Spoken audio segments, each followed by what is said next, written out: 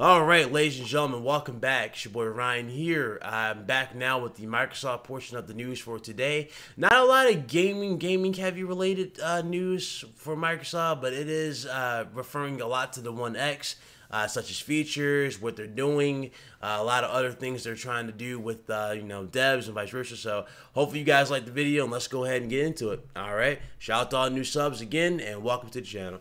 All right, Xbox One X DVR can record at 60 hertz with HDR. Mike Ybarro says. So the new DVR that's in the console can do that, so that's good. It's good to see. The question is, what else are we going to get with the feature? Now, we saw the nice little, in terms of looks, the new UI for the Xbox One X, and I think it's for the standard Xbox Ones also. It's the new UI. I mean, I like the look of it, but it's a little, it's all over the place. But I like the look of it. It's all right. I heard some people say it's slow, but it looks good. It looks good. I thought it was good. Hopefully they fix that up by the time this console comes out in terms of speed issues. I've been hearing people having speed issues, so hopefully they speed that up, and we get back to square one. So hopefully that's fixed. But in terms of this is cool to see. Let's move on. Okay, Microsoft issues an open invitation to Valve, Nintendo, and others to join Xbox One and PC for crossplay. Now, you guys already know where I stand on the whole crossplay thing. I'm not really sold on it. I mean, really, the reason why I'm not sold on it is not the fact that I don't want to play against nobody. It's the fact that most of these games that are taking advantage of crossplay are games that I'm not really good, really just into. I'm not into Minecraft. I'm not into those type of games. I'm into, better games. I'm into action shooters, I don't know, games like Rocket League. I would love to play a Rocket League with crossplay. That'd be great. I'm not really into most of these games though that are coming out, and they're like, oh yeah, that's what crossplay on this. Not really into that, but it's cool. I mean, if this is the future, let's say Sony legit signs up to it, right? Can you guys really see this being the future going on, for PlayStation 5? Comment below in the comments below, let me know. But can you see that in the future, where PlayStation, Xbox, Nintendo, all platforms are just going at it on the online network? Can you guys actually see that for the future? Don't get me wrong, that would be a dream for a lot of people come true. I actually dreamed about that a few times, back then. But if we look at the current state of things, I'm talking about just from fanboys from all camps, the moment we get something silly, right? The moment they start doing something silly, let's say a fanboy website comes out with an article saying, oh yeah, Call of Duty players are the best on Xbox and PlayStation guys are just the best at fighters, or something like that. Watch the fanboy war start and watch the wars commence everywhere we go. That's the only thing I see wrong with crossplay. Aside from that, it's good for gamers. It definitely gets people engaging. But other than that, that's about it. I don't really see anything else, bad as of this. You know what I'm saying? It's a cool feature if they implement on the games that matter, such as Call of Duty, games like Rocket League, fighting games, strategy games, all that. They can do that. Then I can see that definitely taking off. But only time will tell. Only time will tell. Hopefully it takes off. Okay. Xbox One X response for Microsoft has been overwhelming, according to them. Now, the sales of it, now they keep saying that the pre-orders are at an all-time high, and that's good. It's passing the Xbox One and vice versa. So, one of you actually gave me a comment about that a while back, or not a while back, but two days ago. You guys one of you left the comment saying, just look at the Xbox One sales, the pre-orders. So I remember looking up the Xbox One sales. I should have had the link open, and now I gotta guess. Sorry, I had to guess on this, but I'm pretty sure it was around 40,000 to 50,000 pre-orders at the time, at first, and then it was 100 something. So I would say 100,000 pre-orders for that, right? 100,000 to 40,000 for pre-orders. So if it's past that, then it's up there at 200,000, right? 200, 150,000, something like that. I would say it's past that point. So with that being said, now keep in mind, that was a guess. That was a guess. I don't have the link open. I should have had the link open when I recorded. So excuse me for that. But if that's the point, okay, cool.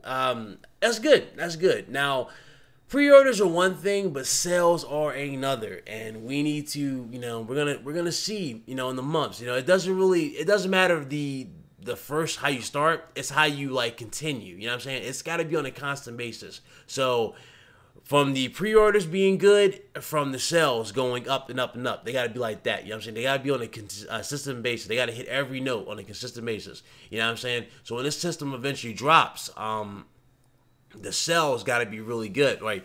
For it to, like, you know, really have people going, okay, you know what? This thing really is doing what Microsoft wanted to do. Now, me personally, I mean, I've given it a good stretch. I would say it's going to beat the PS4. Definitely, it'll beat the PS4. You know, for a few months. I can see it beating the PS4 for probably 2-3 months, you know, and then probably dying off a little bit. But as far as like holiday, you know, because let's face it, holiday this year, Nintendo's pretty much got the holiday for this year on lock with Mario. Mario Odyssey is definitely a killer app for Nintendo. So that alone has Nintendo on the plus side ahead of Microsoft and Sony with that game right there. Sony in general has their other games, but they have their deals. And there's also talks about the price cut for the PS4 Pro. So I don't know, it's hard to say. And there's also Black Friday and vice versa deals. We don't know any Black Friday deals for the Xbox One X at this time. So hopefully they do something about that. But that's really about it for this particular one. So this doesn't really talk about anything. I just put that out there for you guys so I can just give my input. Okay. Now, Xbox One X to lift Microsoft. Let's read this one. Pre-orders for Microsoft's Xbox One X has surpassed all previous records, according to the tech giant. Xbox One is set to release on November 7th at the price of $500. The console will be backwards compatible with Xbox One and Xbox One S titles. With the Xbox One S available and the Xbox One X on its way, Microsoft would no longer sell the Xbox One, which was launched 4 years ago. Xbox One X, the third generation of the Xbox One, features 6 teraflops GPU, HDR support, and you can also run games in native 4K. Microsoft has confirmed that 121 current and upcoming titles will be compatible with the new device. Microsoft had started pre-orders with the Project Scorpio edition last Sunday, with most retailers selling out within minutes. Microsoft claims it to be the fastest selling Xbox pre-order ever. You, our biggest fans, have pre-ordered more Xbox One X Project Scorpio edition consoles in the first 5 days than Xbox ever. Microsoft marketing VP Mike Nichols said, market experts believe the launch of the new Xbox will increase Microsoft's market share in the gaming console industry that is being currently dominated by Sony, which currently has 57. Whoops. Okay, sorry, my screen dropped. It currently has 57% market share compared to Microsoft's 26%. Okay, so let's go ahead and is there anything else to read? No, okay, so Sony's at 57%, Microsoft's at 26%. Okay, so let's go ahead and read that. Let's go about that. I'm sorry. All right, so with this console coming out, again, this kind of goes back what I just said. In order for it to literally do that, it would have to sell on a legit, crazy good basis past the PS4. You know what I'm saying? PlayStation, even without killer-like apps, the PlayStation 4 was selling like crazy. You know what I'm saying? It was selling like crazy, even without the crazy, crazy killer apps. I'm talking, it had some games that launched, right? Like Order and all this junk. It was still selling against that. And that's not hype that was selling the console. It was just selling because it was the best value at the time. The Xbox One X has better features than the PS4 Pro and is more powerful than the PS4 Pro, but it comes down to value. You know what I'm saying? At the end of the day, it seriously comes down to value. What has more value in 2017 going into 2018 and vice versa? What has more value? Is the Project Scorpio edition Xbox One X, or is it the PS4 Pro? You look at the first party games next to third party games as well. Now, I already know some people are going to automatically go crazy and scream in the comments. I want you to really think about it for a second. Let's look at the Microsoft camp. They got some exclusives, but they're not really exclusive. They're on every platform. And then you have the third party portion, right? That they're claiming they're going to have the better multiplayer stuff. Hey, that's good. That's good. You can do that with third-party games. But at the end of the day, 9 times out of 10, casuals really don't care for that sort of thing at the end of the day. They go where just the games are. You know what I'm saying? Sony's still delivering the games. It's not like, it would have been a different story if Sony was in a position as Nintendo. Let's say they had all third-party support and then it just started dying off, right? And then Microsoft came out with this console now, right? And it came a good price point, and they had all the third-party games that Sony did not have if they were like Nintendo, and you know they were just doing that, and they were like all better looking. That would have been a killer time for the console. That would have been a good time for the console, and that definitely would have helped the console easily. You know what I'm saying? We wouldn't be having this conversation. I'd be like, you know what? Common sense. They're going to go with the One X. There. You know what I'm saying?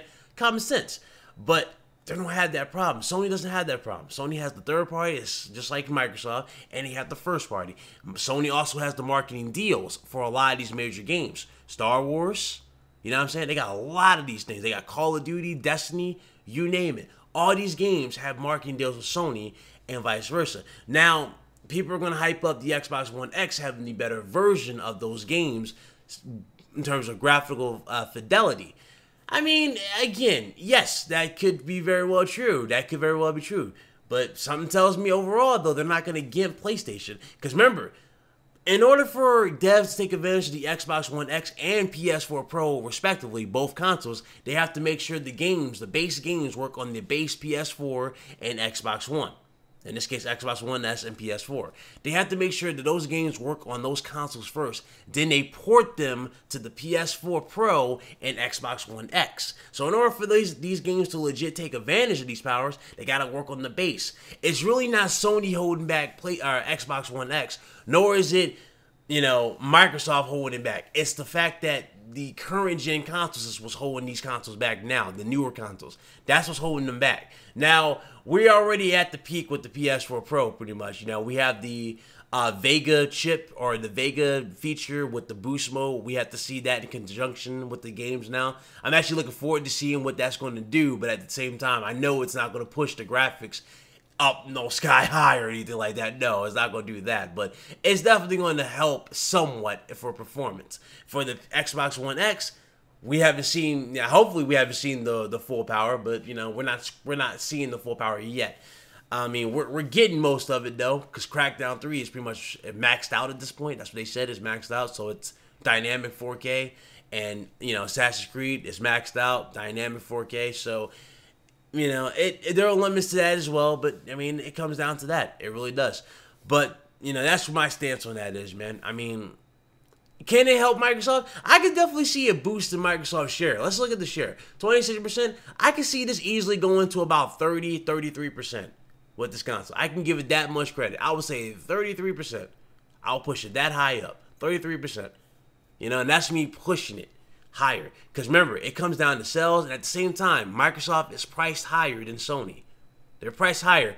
All Sony really needs to do to really, like, you know, keep it going is to drop the price of the PS4 Pro, and we won't even be like, it'll be a no-brainer at that point. You know what I'm saying? Be a no-brainer. So that's where, you know, I kind of stand on. All right, now let's get into the next article. A second wave of Xbox One X pre-orders is coming. Here's when, okay? So if you missed out on snagging the Xbox One X pre-order, don't worry, you'll get a second chance. Let's read this. Last week, Microsoft opened up pre-orders for the Xbox One X, and the upcoming console sold out with record speed. Most major retailers are currently out of stock. If you missed your chance to place an order for one, through an opportunity isn't on the horizon. In a post on Xbox Wire, Microsoft detailed its pre-order success, thanking fans for the record-setting sellout times and placement of more Xbox One X Project Scorpio Edition console pre-orders in the first 5 days than any Xbox ever. The company didn't give any actual sales numbers, which I really do wish they do at this point, but they didn't give any sales numbers. But in the paragraph tucked away near the end of the article, Microsoft did promise that more consoles will be on the way. We know people are still anxious to get their hands on the world's most powerful console.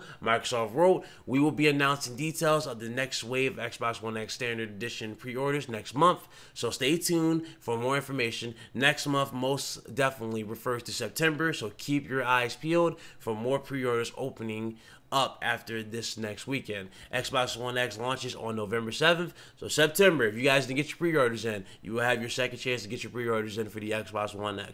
It's good to see, but again, I really do wish they just show the numbers, man. Just give me the numbers. Just give me the numbers, please. Please just give me the numbers. Just give me the numbers. But I mean, that's about it. That's only a gripe. And my last article for today. This is my last one. As you can clearly see, a lot of articles talking about power and the system. Not much about games, but mostly about the power and the system and market share and how it will change things. That's most of what's going on today on the Xbox side of news. I mean, it's interesting. It's interesting to read, so I hope you guys enjoy that. And let's go ahead and continue with the final news so we can get on out your way. Xbox boss on Xbox One X versus PS4 Pro. Xbox One X is really that top-end experience, okay? In case you didn't know, Microsoft is set to launch its own mid-gen console upgrade for the Xbox One X later with the Xbox One X later this year for a hefty $500 price tag. While the Xbox One X is considerably more expensive than the PS4 Pro, it's substantially more powerful too, with 40% more processing power, being able to play 4K Blu-ray out of the box and more. Xbox One X tech advantage has not escaped Microsoft's mind when it comes to pushing the hardware as better than the PS4 Pro. In an interview with the official Xbox magazine, UK issue 155, October 2017, Xbox General Manager Dave McCarthy muses that there are aspects of the PS4 Pro that are the same as the Xbox One X, but the added horsepower and the other technical benefits make it the top-end experience of the two. Well, on some levels, I think there's aspects of the even Xbox One S that I compare to the PS4 Pro. In terms of HDR gaming, 4K video streaming capabilities, 4K Blu-ray support, there's only 2 consoles in the world that support 4K Blu-ray, and they're both Xbox Ones. Xbox One S and Xbox One X, I make more of a comparison with Xbox One X to what the higher-end PCs are doing right now. Now, let me stop right here for a second before I continue into this. Okay, now, as far as him comparing the Xbox One X to a high-end PC, again, let's give Microsoft a little bit more credit here. Now, we look at the Rise of the Tomb Raider gameplay we saw from Digital Foundry. They have these boost modes. They have these different styles of boosting the gameplay. They have 4K mode, they got frame rate mode, and they have enhanced mode. Frame rate mode speaks for itself. They boost the frame rate to hopefully a 60 frames per second, a constant 60 frames per second. That's what I need to. That's what I need to see from this game. Hopefully that is true. A constant 60 frames per second needs to be the thing. 4K, which we saw was the main thing we saw. Well, we saw the textures, and the lips and the jacket and vice versa. That's the 4K aspect where it takes advantage of HDR and pushes the textures. And enhanced mode, which focuses more on textures and field of view, versus like the 4K mode, which is pushing a lot more in terms of the visual fidelity in the face and in the character. So they do give you options like a PC, but this is where it kind of drops off. For a gaming PC like mine and every gaming PC, we have more options than this. For example, we don't just have 3 separate options. We have options galore. We have frame rate, we have textures, we have anti-aliasing, lighting, brightness, you name it. We have every single thing we want to tweak if we want to. Higher textures, higher fidelity, you name it, every single thing. We can do every single thing even better and faster on a PC. But I get where he's coming from comparing this to a PC. In many ways, the Xbox One X does have that in common with a PC. And, it's good. It's good that it can do that. Honestly, if I really look at the Xbox One X and I compare it to the PS4 Pro and I look at the console generation now, it kind of makes you want to do a reset, kind of, before we got all the games now. It kind of makes you wish that the Xbox One X was the console we got day one and the PS4 Pro was just like this day one. Imagine the games we would have got then. Will we have gotten 4K 60 or will we have gotten 1080p 60 games? That's something that we want. That's something we really would have wanted. But, that's something, we're just not getting. Even with this console, it's like Microsoft's pushing 4K over something simple as 1080p 60. That would have been a selling point right there. But man, only one could dream, right? One could dream. Maybe next generation. Hopefully next generation that we have Ryzen CPUs in these consoles. That's what we need. Let's continue. There's a big difference with 40% more processing power in terms of ensuring that consistent frame rate, including that frame buffer that's going to get you all those 4K textures, ensuring the spatial audio is going to be a premium for you. So it really is that top end experience. While what McCarthy said might in a technical sense be true, we all know it's about games. And in the guard, Sony runs circles around the Xbox One, and no technical advantage can bridge that. Everyone's favorite analyst, Michael Pachter, also thinks that the PS4 will outsell the Xbox One due to the lower price.